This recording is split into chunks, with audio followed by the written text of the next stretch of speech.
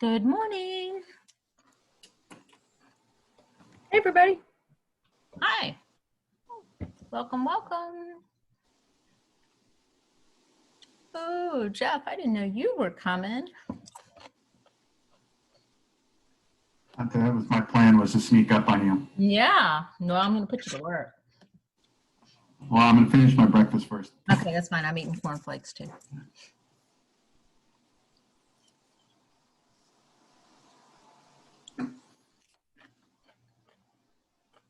So good morning, everybody. We're just going to give everybody just a couple minutes to get in. I know we've got a small group today, but still all that very important. Glad everybody's here.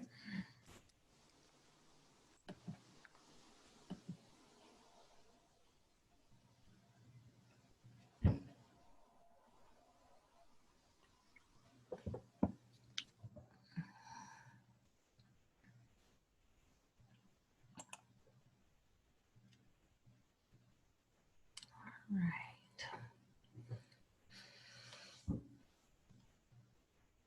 So if you can come on video, we would love to see you, even if you're eating breakfast. We love to see your smiling faces. It makes us feel not so lonely and disconnected in the middle of a pandemic.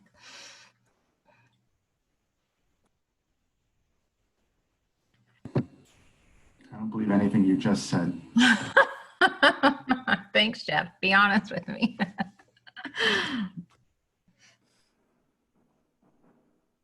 All right, welcome everybody. So I am so glad to see you, and I hope that having this morning session is beneficial to you. And we are going to do some announcements about the program, and then we're going to do a breakout session where you'll get to meet some of your peers and maybe even some of your faculty and get to know other people a little bit more, because part of the reason that we do the town halls is to build community, right? We want to build community and share in that with each other. And then we're going to have a couple of people who I talked to beforehand and one who I didn't, because I didn't know he was coming, do a panel with us about how to be successful in the program. And some are early in the program and some are late in the program, but I find that it's really important to kind of get a diversity of perspectives from, what's happening and what's going on. Okay. And I think that is it. So I'm going to actually, well, for those of you who don't know me, let me introduce myself. My name is Dr. Lori-Ann Stretch. I go by Dr. LA or Dr. Lori-Ann. I started with Mary at the end of May as the online coordinator, of the online counseling program. It is early and I was working late, so I apologize.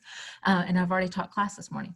So I really am loving being at W&Mary, originally from the Tidewater area. So this is kind of a coming home for me, and it's just been really wonderful. I love the people that I am working with, some of whom have joined us this morning, and it's just really an exciting time to be in the online counseling program because we have some really cool things that are happening, and we are really infusing the online program with a lot more live interaction opportunities, which those of you that are new, it doesn't seem like that different because this is all you've known, right? But for those that have been in the program for a long time, to have live discussions, to have town halls, all of this is really new. So it's an exciting shift for the program. So I'm going to turn it over to Dr. St. Germain Sayre and let her introduce herself, and then we'll go to Dr. Martin. Hi, everybody. I'm Dr. St. Germain Sayre, and you may have received emails from me. I'm the Counseling Clinical Experience Director, and what that basically means is that I oversee all of the clinical aspects of your training, so practicum and internship. I've been at W&Mary since May of 2019, so 1 year before Dr. Stretch, and I'm really happy to be here. I'm still waking up. I'm on Central Time in Texas, so Dr. Martin and I both are in Texas, and so a little bit earlier for us, but welcome. It's good to see you all. I so appreciate you both. Dr. Martin, your turn. So good morning, everybody. My name is Dr. Jessica Martin. I just started with the program the middle of August, so I'm really brand new to the online clinical faculty. So I'm looking forward to seeing you guys in future classes. I'm currently teaching practicum. And so just like Dr. St. Germain said, I am in Texas, so I am a distance faculty with the program. So great to meet everybody this morning. Wonderful, wonderful. Thank you. All right. And so Dr. St. Germain Sayre, you have some announcements, I believe, that you would like to share. I do, and I sent these out in email, but I always think it's really important to follow up if you have the opportunity face to face. So for those of you who are new, you won't see this necessarily as a change, but there have been some changes to the clinical course sequence, and these were done in order to really benefit the clinical mental health people. The changes were made in general to the clinical mental health sequence. And the reason we did this is because in CMHC, a lot of practicum and internship sites prefer if you actually are able to stay longer than one semester at a time. So it makes it easier to find a site placement if you can commit to staying there for multiple semesters rather than just one semester. Originally, the program was designed where practicum would happen and then there'd be like a semester break and then you'd start internship. And that made it a little challenging for some students to find site placements because they would come back to me and say, well, this site really wants me there for more than one semester. So Dr. LA and I worked to kind of look at the schedules and close the gaps. And so that's what that email that went out recently for me was all about. So just to reiterate, what we've done is we have adjusted the practicum or internship start dates. We've also offered practicum in this coming summer for students that were planning to start this spring. There's a session offered this summer that you can take instead, and that rolls you right into your internship in the fall. So effective for the summer 2019 cohort, students can stay at the same practicum site if they wish, but your practicum is going to be concurrent, I'm sorry, not concurrent, consecutive to your internship. So they'll happen one right after the other. So you'll be able to stay at the same site if you wish, but you don't have to. If for students that might want a diverse experience, you can get different site placements for practicum and internship if you're able to find those placements. The changes that we've put in place will not change your graduation. So your graduation date will stay the same. It also will not affect your financial aid. So these were sent out in email. If you don't have it for some reason, let me know. I can send that out to you again if you need to know kind of where you fall for that. And David also has a copy of the schedule, so he knows kind of where everybody is in terms of your cohort. Whenever you started, that kind of dictates when your prac and internship fall. So he has a copy of that as well and can give that to you. So the one thing I do need to mention is that if you're starting in, I believe it was spring or summer, some students asked if they could start in the spring and move their internship earlier. The problem with moving the internship earlier is that it leaves classes at the end that are unfinished that you still need to take, and that could affect financial aid. So if you need to make any changes or are asking about any changes about moving your internship earlier, number one, you really want your internship to be the last thing you do because you want to have as much coursework under your belt as possible. But if you're talking about one or two courses, it's not a big deal, except it could affect your financial aid. So we do encourage students that are interested in making that kind of a change to talk to financial aid. Talk to me, talk to your advisor, and talk to financial aid. And that way you'll know if you're going to have any impacts with regard to financial aid. The other thing is we're going to start offering prac and internship, making it available every semester. And that is because if students need to have it, we don't want them to be delayed in graduation as a result of it not being offered. And so we'll figure out how to make that work. But just know that if you don't find a practicum site, I know that's one of the biggest concerns is what happens if I don't find a site? Well, if you don't find a site, we don't want you to be further delayed. So, we would make sure that you'd be able to start the next semester. That's really what we're trying to do is make sure that, because it does happen, it's rare, but it does happen that students may have trouble finding a site. It depends a lot on your area, where you live and how many other programs are in the area. If it's a very rural area, these things all affect site placements. So So we wanted to make sure that you weren't delayed further by not having a practicum section offered the next semester.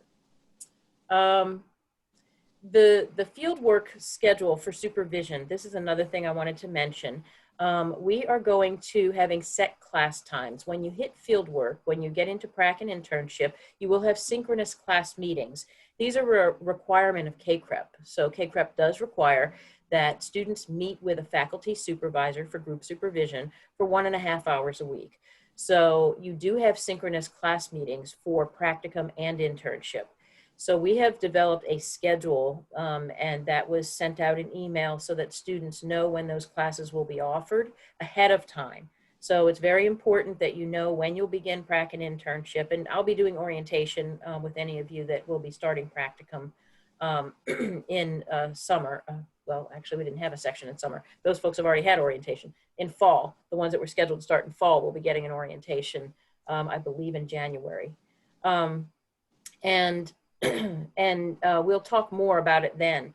But basically, we've put out this schedule for the synchronous classes, the class meeting times for practicum and internship. We're going to try and keep these the same every semester, and that way you can plan ahead so that you can adjust schedules as needed when you get to before you get to prac and internship, so that you'll know when your class meets. You can make arrangements ahead of time. We'll have multiple sections running. Generally, we'll have enough students to have more than one section running. You'll get to pick, which section, but of course it's going to be capped. There's a limit to the number of students that can be in practicum and internship. It's limited to 12 maximum. Sometimes it's limited to less if we need to balance the classes. So just so you know, you'll see a cap on the course when you go to register, and only that number of students are allowed. So just register early for prac and internship if you have a specific day and time you're looking at. In general, we're offering the classes in the evenings, but we do have a section of practicum that'll be offered in the morning.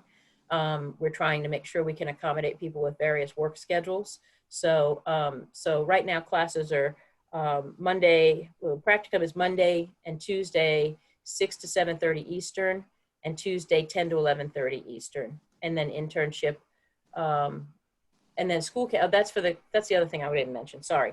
We were dividing up the practicum according to instructor specialty.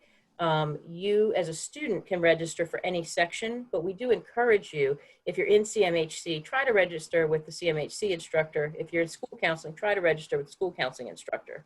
And counseling would go with CMHC. And right, military veterans would go with CMHC. So, so we would encourage you to register with the instructor that has that specialization. Any of the instructors, of course, can teach any of the sections, but that would give you kind of the knowledge base of the instructor to pull on. But we'll certainly make sure that if you're in CMHC and you're a school counseling person, we'll make sure that you're in contact with a school counseling faculty member to get additional guidance and support. So don't worry if you're not, doing it that way, but we do encourage you to try. We had an interesting question come up last night at the town hall that I wanted to bring to your attention and kind of share with everybody. And I thought it was a really good question. There was a student who's going to be working in a year-round school in Wake County in North Carolina. And so she was like, well, I mean, my school's open during the summer, so can I continue during the summer? And I said, I think that's totally workable, but you might be in a CMHC internship and we'd have to provide you with a little bit extra support in that way. So you'll be hearing from her, by the way. But okay. Yeah, that's fine. Our response, I mean, that's one of the beauties of being in a smaller program. Mm-hmm. Dr. Martin and I have both worked in programs that were in mega size, and there was not that opportunity as much for flexibility. But in this situation, because we are a smaller program and we're very student-centered, we will try to work with you as much as we can, as long as we can stay within the accreditation rules and within the William and Mary rules. And, there's policies and procedures that we can't change. I'd love to think we could, magic wand, but we can't. So, as long as we have the main policies and procedures, we're certainly going to try to make this as appropriate for you so that you're getting the best experience you can, and that it's also serving your site well, because we want to have good community partnerships as well. Right, exactly. And yeah, there's, that's a question that has come up before. I got an email about that, you know, can I work in a year-round school? And absolutely, you know, there's no prohibition against doing something like that. What would end up happening is students in school counseling have to do a school counseling internship. So they'd have to be enrolled in the school counseling internship, but they would meet with a group of students that are doing clinical mental health, more than likely, because our school counseling people generally aren't doing internship and practicum in the summer. So, but yeah, we can work those kinds of things out. So, so anyway, the practicum, the school counseling practicum right now, we have it scheduled to meet on Tuesday and Thursday from 6 to 7:30 Eastern time in the evening. And then internship we've got set for Mondays, 6 to 7:30 Eastern or 7:30 to 9 Eastern, depending on how many sections are running. School counseling internship Tuesday and Wednesday, 8 to 9:30. So just so you know, that's the general time frames for the courses. They've been out in email. If you need me to send them again, just get in touch with me. I'm happy to share that. We'll have it posted. Dr. L.A. is going to probably talk about the advising forum that we're looking at getting out to you. All of this information will be available in the advising forum. So you'll have a centralized location where you can go and look for any information related to training. You'll have the training manuals. You'll have a recorded orientation session there. All of this information will be there. So don't worry if you don't have it readily available. It will be available for you. And the last thing I wanted to mention is about the field work. I get a lot of questions about field work at your place of employment. And we're still talking as a faculty with the new faculty we've brought on. There's going to be a lot of things that are probably going to change, and we're trying to really build our online program with a lot of opportunities that we didn't have before when I was the only person here for the online program dedicated. So one of the things that has been a standing policy here at William & Mary is not to do your practicum or internship at your place of employment. I just want to make sure people understand the rationale for that and let you know we're discussing it. We haven't had a change to that policy yet, but we have had exceptions. But the reason for that policy is we have to avoid, as clinicians, we have to avoid dual relationships with clients and dual relationships with supervisors and supervisees. So as a result, to do your field work at your place of employment would basically require you to have a supervisor that you have no other relationship with. They're not a coworker. They're not a supervisor in any other capacity. You really don't know them otherwise. And that's oftentimes not possible in a work setting you've been in already. Likewise, if you're working in a work setting where you're providing some kind of services to clients, you wouldn't be able to work with the same clients as a counselor or same students in a school that you know in any other capacity. So it gets very complicated when you try to do your field work at a place of employment, because dual relationships oftentimes are hard to avoid in a place where you've worked for a while, either with clients or with your supervisor. So that's the main reason. There's a few other reasons, and you know, we really don't want to jeopardize your site placement if there's any issues with employment and things, and vice versa. But those are the main reasons. So we're talking about that. We're looking at maybe, is there a way of kind of clarifying that so that we can, you know, make it easier for students to discern whether or not that would be an option and things like that.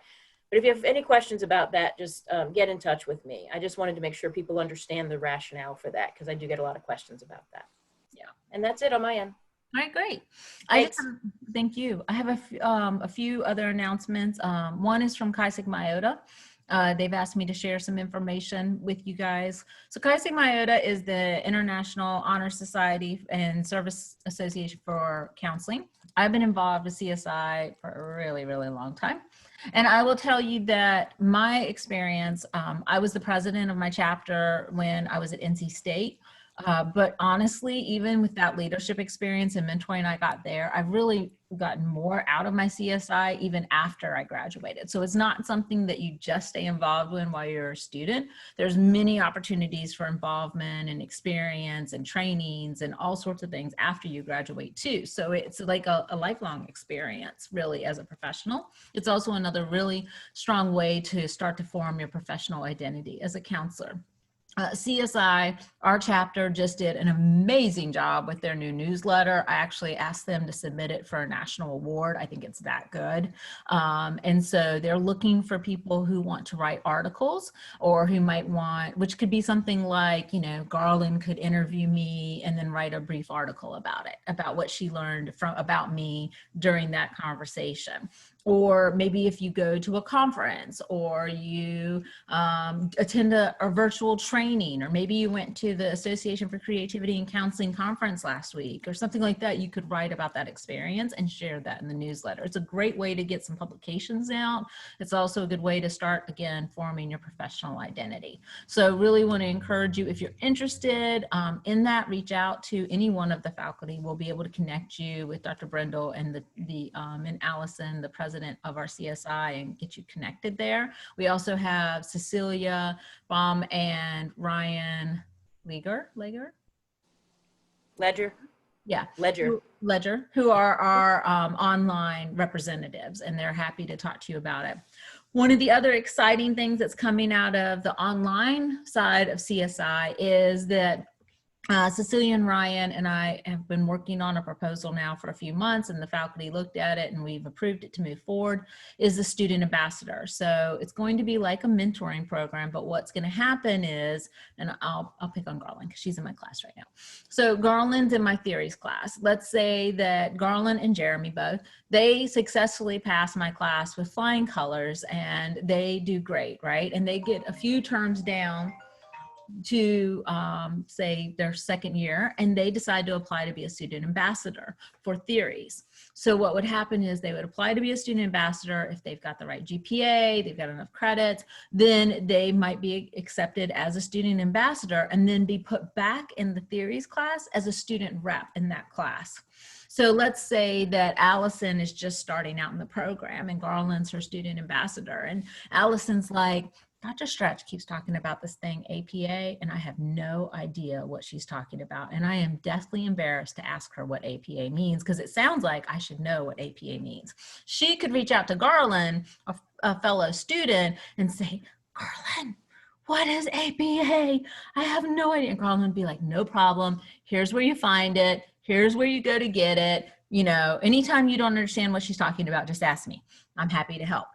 But let's imagine that Drew's in class and Drew comes to Garland and goes, we have to do this group project. And if I have to work with Jeff one more time, I'm going to lose my mind, right? Then Garland would be like, yeah, you know, our ACA code says that you really should try to talk to Jeff. Have you tried to talk to Jeff? Yes, I've talked to Jeff. Jeff doesn't care. And then she'd be like, all right, we need to circle Dr. LA into this. All right, so let me connect the two of you by email and help make that bridge. But this is really a Dr. LA thing. Right? So the student ambassador would be a really good kind of person there to help figure out, is this something I can handle on my own? Is this a resource I need? Is this something I need to go to the instructor about? Just kind of as an intermediary, right, between the faculty and the other students. So I hope you guys get as excited about this as we are. We're very excited about it. We are going to pilot it either in fall 2 or spring 1. We're trying to get it launched right now. So you may be hearing things about it. I think if I remember right, you do have to have 3 classes completed before you can apply to be a student ambassador, because it is for someone who's got some senior experience. And you will only be put in classes you have finished yourself successfully and can support others in that way. Okay, so that's an exciting announcement that we have. And then I think many of you know about this, but we have launched Skills Labs. Skills Labs are happening in weeks 2, 4, and 6. And Skills Labs are just an opportunity for you to come and be able to practice skills, see skills in action, see theories in action. And we're trying to offer them at different times each one of those weeks so that more people can attend.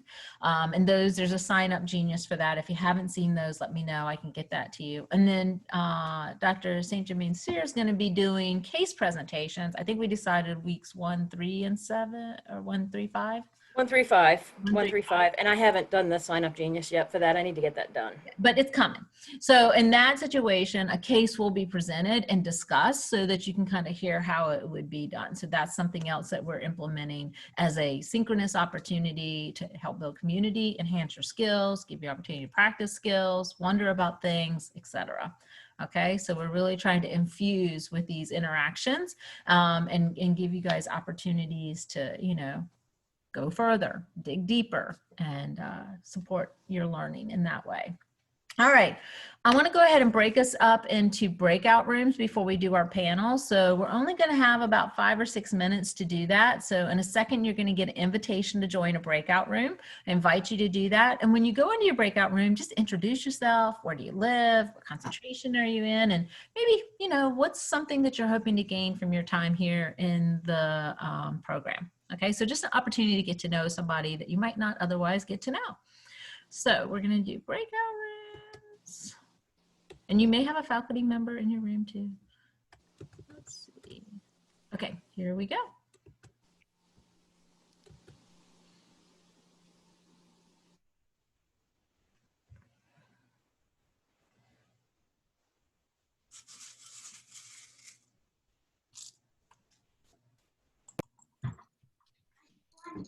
Welcome back.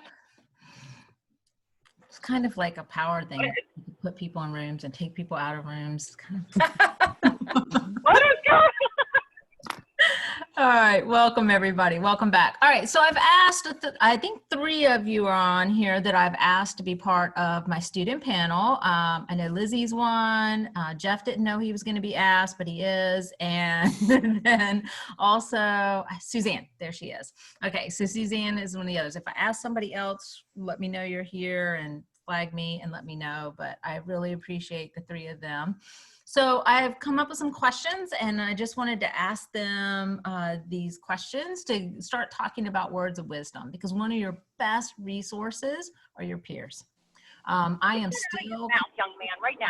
Masters, my master's cohort. I'm still connected with my doctoral cohort. These are people who I know I can call on today, almost 30 years later, for my master's, and can still count on them to support me and help me, and, you know, even write letters of recommendation and things like that if I need it. So this is your support network. Build it. Okay. So Jeff, why don't you start us off? What is one thing that you wish you had known in your first term of being at William & Mary's program? One thing, well, there's several things. So I'll get that out of the way. One thing was, I think the biggest surprise for me was the cohort, the connection to the cohort. I wish I would have known how important my cohort was going to become to me earlier, and I would have dove in much quicker. I mean, everybody's feeling everybody out. Everybody's nervous. Nobody knows anybody. We're trying to figure out how to just get through the program. And we took our time to get to know each other. But a year in, once we got to residency, we all bonded really tight, and our group is incredibly tight. And Lizzie over in the corner on my screen has turned out to be one of my best buddies, and we talk all the time, and we break everything down afterwards. We have meetings, and we have these really interesting conversations, and our group's incredible, and I imagine your group's probably incredible as well. So I would say how you people your time here at William & Mary is equally important to the schoolwork. And then the other one more thing would be, don't let your academics get in the way of your education. And I don't know how the faculty is going to appreciate that comment, but keep in mind that we're all people, and there's a lot more to learn besides what's in the textbook and what's on the quizzes, and pay attention to that. Yeah, good advice. Lizzie, what about you? I started laughing when Jeff first started talking about the cohort, because the first answer jumped to my head when I heard the question was, I wish I could know Jeff. Because that's, I think I really echo what he said, the connection you build among your cohort and everybody, especially I think we got really close with one another since the Predicom, because we were all kind of going through the same thing, and a lot of us do work full-time. So it's a quite how to manage the time, balance out things. So I draw strength from people around me. Every week we attend class, that's the time I recharge myself. And outside of class, we talk individually, like a couple students gather together and talk about clients and stuff like that. It really, that's where my energy is from. So I think I definitely echo that, like the connection you have with other students in your cohort, or even cross different cohort. I have seen a couple familiar faces with that as well, the classes. I think that is definitely, I wish I could have start building that connection sooner. So yeah, that's what I've shared. Thanks, Lizzie. And Suzanne, you're not as far into your program, but I'm curious to know, what do you wish you had known in your first term? What they just said. Yeah, so I just started in the summer. I'm in my 3rd class right now. And, you know, it's weird because I started in May and in the midst of, you know, coronavirus, everything's shut down and so on. So while some of the members of my cohort are quite close to me, there's that whole, well, we can't really meet up, you know, so I think it's been perhaps a unique challenge that way. Of course, people who are, you know, in Minneapolis and other places wouldn't face that because they might not be as close to people who are in this program geographically. So I guess if I look back, I think just it's been a slow learning process for me to understand like the workflow thing, looking at how the Canvas thing works, and especially because I'm not as young as some of you here. And so I do consider myself somewhat technically savvy, but I think just to really be patient with myself and understand, even though we don't have student ambassadors yet, that the faculty are very gracious, you know, and understanding that we're not all 20 years old and born with an iPhone in our hand. Yeah. Good advice. All right. And so kind of circling back through to you, Jeff, how have you connected with faculty at William and Mary? And, you know, kind of what was that process like for you and what have you gained from it, if anything? That's a really good question. First of all, Dr. SGS has been fantastic. She got thrown into it, you know, when she first started here and had a huge workload and still does. But through all of that, she has had our backs at every step. Always looking out for our best interests. Any way she can help us it's been incredible. So I've been able to connect with the faculty and get to meet Dr. L.A. Because I'm on the residency planning committee this time around with her. So I've gotten to know her a little bit and making great changes to the program. And then the other faculty that through the coursework, I found that they've been really open to conversations. As long as, you know, we're respectful of their time and, you know, having good boundaries is part of being a good counselor is having good boundaries and, you know, leaving sort of the knucklehead stuff out of their inbox. But if you have a legitimate question and something to talk about, they're always open to it. So I've had some fantastic conversations with the faculty and they've been incredibly helpful to me in building my confidence as a counselor and having a better understanding of what it takes to be like present and just a real human being in the room with the client, as opposed to being in my head trying to figure out like what technique and what theory and what am I doing right now. So I think the faculty's been amazing and been incredibly helpful. Yeah. Lizzie, what about you? I think to answer that question directly, the process, I think just do it. A lot of faculties, I would say every faculty I had class with or have had a conversation or met them through residency or like Dr. St. Jeremy, sir, we meet every week in the supervision.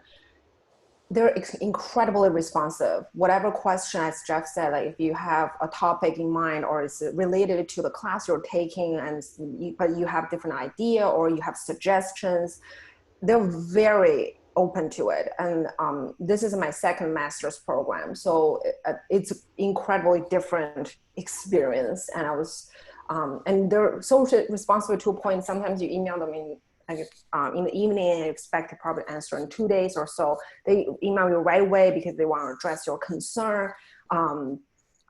So it's just do it. I know for some of us, it might be uncomfortable initially, just like, oh, the professor's so busy. But if you really have a question, just ask them. They're very open to any kind of question you might have. Mm-hmm. Yeah, I agree. Suzanne, anything else? It's funny because I'm like the new kid on the block here on the panel, so I'm learning so much from you two. But I guess, kind of like you, Lizzie, this is my second master's program, but the first one I did when I was 25 years old, and now I'm twice that. I'm 50. And so I know this is where you're all supposed to say, really? No.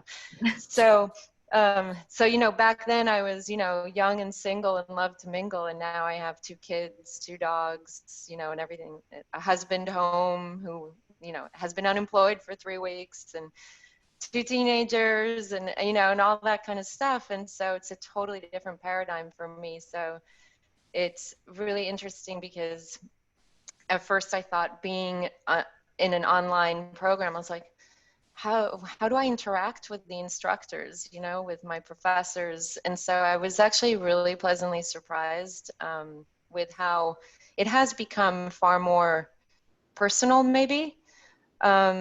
And like you said, Lizzie, the response time has been far quicker than I expected, especially because I know you, the professors, I know how much you have on your plates, and you're very open with some of the personal stuff too. Like I know, Dr. Ellie, I know that you're a mom and you have the daughters and you have so many different things on your plate, and yet I never feel like I'm imposing by sending you an email. I can't find the link to the town hall, things like that. So yeah, so anyway, that's pretty much it for me.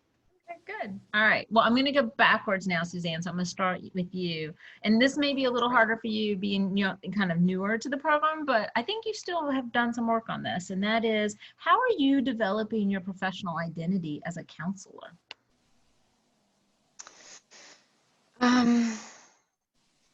I think it's been interesting because I've already worked in mental health for several years in treatment centers for addiction, trauma, and then I'm also a certified coach, life coach, recovery coach, yoga instructor, trauma-informed yoga instructor, and that sort of thing. So what's been interesting to me is because I tend to do things backwards in a lot of ways. Like my first marathon was the end of an Ironman, and then I went and did marathons. I know I'm weird. And so when I look at what, with this question, I realize that it's like I'm learning right now the theory and putting it against what I've seen out in the field and what I've done already. And it's sort of, I've realized, oh, okay, yeah, that totally makes sense now, why I was seeing that and why that appealed to me as a coach and so on from now the theoretical standpoint. And it's also helping me realize what, in my mind so far, what makes sense and other things that, maybe not so much. Mm-hmm. Yeah. Great, Suzanne. Now for Lizzie and Jeff, you've been through most of your courses, right? And you're now in field work. And I'm curious, how have you evolved as a professional counselor across that span? Lizzie, can you start us off? Yeah, sure. That's such a good question. I think somehow, I don't know if Jeff feels the same way, we're still in the process kind of developing that identity. One thing I would say, be present. I know it sounds like very kind of corny cliche, of course, and just go for it, but it really is quite powerful. I think Dr. St. Germain Sir had led us through some meditation and like throughout the course, shared a lot of resources. And in the development of your professional identity, it's really important to be present in the room with the client versus in your head, like Jeff said earlier. That connection you build with your clients by being there for them, almost like to a minute, just forget about the treatment modalities and the theoretical framework. Of course, whatever you learn will become part of your approach, but just be there with that person. It's incredibly powerful. And then your identity, I think, will emerge and become more clear as you go through that journey. Yeah. Jeff, what about you? I'm trying to make sure I understand the question. So it's like, how have we repeat like the last part? When you think about who you are as a professional counselor, how have you developed that? How has it evolved over the course of your program? Okay. Well, I agree with everything that Suzanne and Lizzie just said. But I think for me personally, and Suzanne, you'll appreciate this for those of us who are a little bit older, it's we just know ourselves a little bit better. And I think most of the people in our program are, everybody's kind of an adult and has some life experience. So that, I think that's really helpful. So I think the progression for me personally from the beginning of the program to now has been, I've just sort of flipped it backwards. So I started trying to integrate myself into becoming a counselor. Mm-hmm. I'm trying to do the opposite, where I'm integrating all of my counseling information into the human being that I already was. Mm. So I'm much more myself now, again, not that I wasn't, but in the room with the client. And that's what Lizzie was saying about being present. Because, you get into the room and you're like, I think about us at our first residency, and we were all in our head and we were all scared and we were just like, imposter syndrome everywhere. And we still don't know what we're doing, and we're still trying to figure that out. But we're more comfortable with who we are as people, and just letting that lead the way. And we'll pull on this giant, wheelbarrow of all the information we're gathering behind us. Yeah. So if that makes any sense, I think that's kind of how it works. Yeah, and it's a developmental process, right? So, and everybody's journey is going to be a little bit different than the others. I think your point, Jeff, about, the life experience you bring is like a filter, right? It's like something that you're filtering all of these other experiences through and with. And so it's going to form you in a different way. You may all not be familiar with the idea that for counseling, we actually look at our profession as having 5 domains. So the 5 domains of our profession are counseling, supervision, teaching, leadership advocacy, and research. Okay, so when you think about counseling as a whole, these are our 5 domains that we strive in. For you guys at the graduate level, we're really zoning in on the counseling, the leadership, and the advocacy. That's where our social justice piece comes in, right? But also, you're learning about supervision because you're learning how to be a supervisee, which is an important role for you right now, because being able to receive and utilize feedback is hard, right? So that is a big piece of that. You also are beginning to learn about research, right? And you're experiencing the teaching piece. But, when and if you do go forward with the doc, you'll get more developed in that in the doctoral level. But think about, how am I developing as a counselor? How am I developing as a leader and an advocate? How am I developing myself as a supervisee? These are the ways that you're going to develop yourself and your professional identity. So in addition to what these wonderful peers have shared, I also want to add, I want to encourage you to seek out leadership opportunities, right? Seek out opportunities to get involved in your community and in the profession. My work with CSI has been instrumental in who I've become. Okay, and I haven't always agreed with everything that CSI has done or what people have chosen to do in CSI, but overall, CSI has been a very guiding force for me. But I also got involved in AMCA, the American Mental Health Counseling Association. I've been involved in ACA. I've served on the ethics review panel for ACA. I'm a KCREP reviewer. I am the president-elect for the Association of Creativity and Counseling, and I've been the conference co-chair for that association for 4 years now. I'm also one of the lead consultants for the SAGE conference, which used to be our Algebra-Tech Association division. So it's like I've chosen like what things are important to me, right? And I'm an ally, I'm a member of the LGBTQ, community. And it's like, so for me, supporting SAGE is a critical component to align with my personal values, right? Because that's part of who I am, who my family is. We need to be part of that.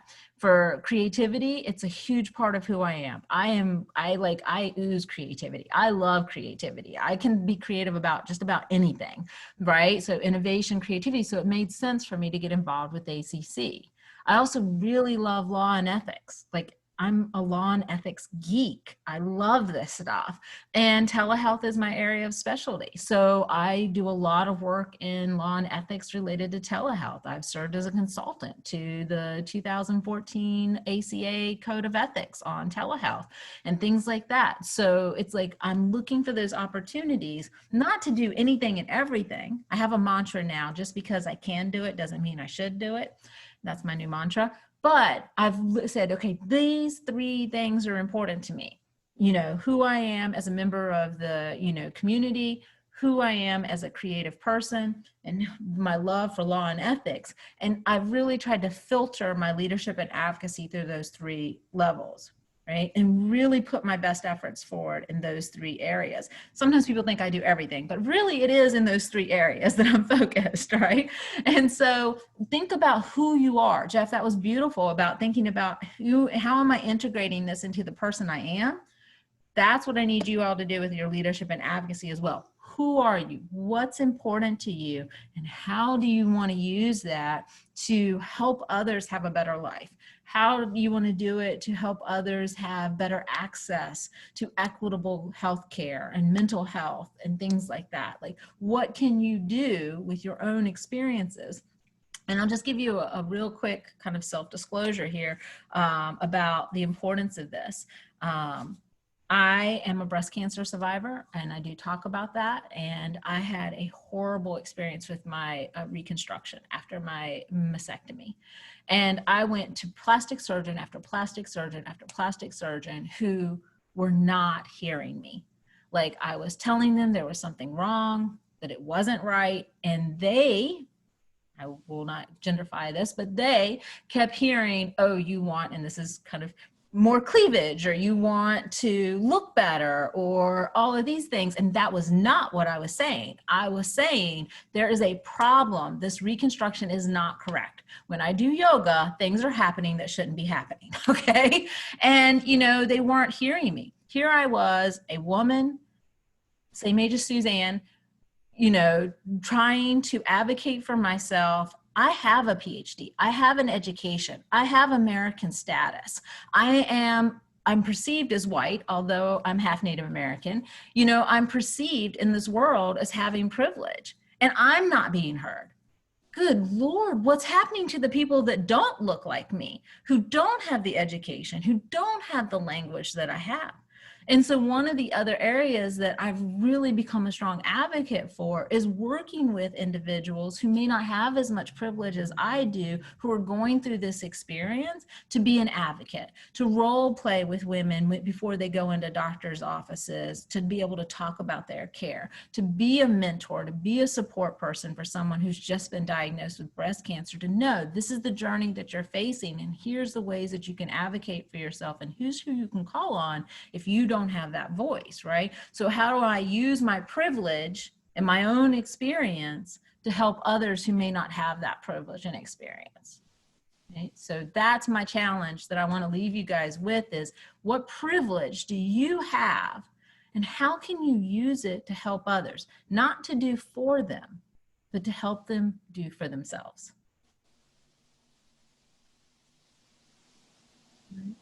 That's the challenge.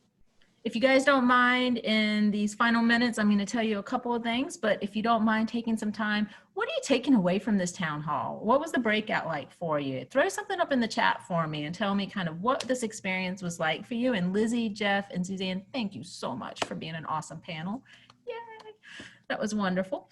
And I do want to tell you guys an update while you're thinking about what you might want to put in the chat. The advising forum. This has become a very political thing. So Dr. St. Germain Sayre and I had worked really hard and figured out, okay, we'll do this Blackboard, right? Well, then we got news that the School of Business actually had one in the Canvas shell. So I am really advocating very strongly right now for us to get a Canvas shell, because I know it'd be much easier for us to have everything in one portal and not have to go out to Blackboard to find out things about our program. So just know I am fighting the fight for us right now and trying to get us a Canvas shell so that we can have our advising. That is why we've delayed on this, because I really want us to have it in Canvas. And you know, I just know that I am fighting the fight for you guys and trying to get that for us. If it ends up in the next couple of weeks that that's not going to be possible, we'll go back to the Blackboard and finish building that one. But if I can get it in Canvas, I'd much, much rather get it into Canvas. Does anybody have any other comments or questions or thoughts that they would like to share? I do welcome it. I welcome any questions. Your question will benefit others if you have one, I promise. Jeff, go ahead. You know me, I'm always willing to talk. I would say, just, you were talking earlier about the ambassador program. Before that even happens, I would say to anybody who's just kind of getting into this program and like we had talked about earlier, reaching out to your cohort, reach out to the people in your cohort. If you see a familiar name or a familiar face and you don't know that person, just reach out anyway. Just be like, hey, I saw you in my group at the town hall. I had a question. You're going to be surprised at how open everyone in this program is to responding and being connected and wanting to be connected. So I think the ambassador program is going to be great, but I don't think you need it to get started talking to each other. I agree.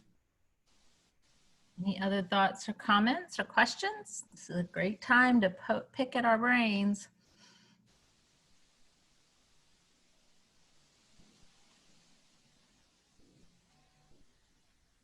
I just wanted to say thank you to you too. And I love your acronym names, Dr. LA and Dr. SGS. Thanks for the panel and just everybody's input. It was really nice to meet people in the breakout groups too. Yes. And we'll try to do more time in the breakouts groups. Our next town hall, I'm hoping to have Janice from the school psychology program. Her last name just escaped me, Dr. SGS. Parker. Parker, thank you, Dr. Parker. I'm hoping to have Dr. Parker come and talk about some of the community, school counseling and community mental health partnerships that she's been doing, because she's been doing some amazing work out in the field. And I just want her to expose you guys to what's possible, right? What's out there and what's potential. So we'll still have time for announcements and questions, and we'll do the breakout rooms, because I think that's an important part of community, is us getting to meet different people. But I also have asked her if she'll come and speak to us in November and talk about those experiences. So I hope you guys will join us for that as well. Any other, and also the student survey, we've had about 30 some people respond to that. So I've started compiling the results. So I'll be sharing that probably in a video next time. So I've started putting it together in a PowerPoint. So I'm thinking I'm just going to do a video, post it on our YouTube and share the link with you guys so that you can kind of see the results. I mean, 30 is not a huge return, but it's a pretty good return actually for a survey. And we'll be sharing the results of that and how we plan to use some of that data to help inform changes in the strategic plan for the program. Okay. All right. Thank you guys for being here. So nice to see you, and I hope to see you again soon. Okay. Thank you. Thank you. Bye, everybody. Take care.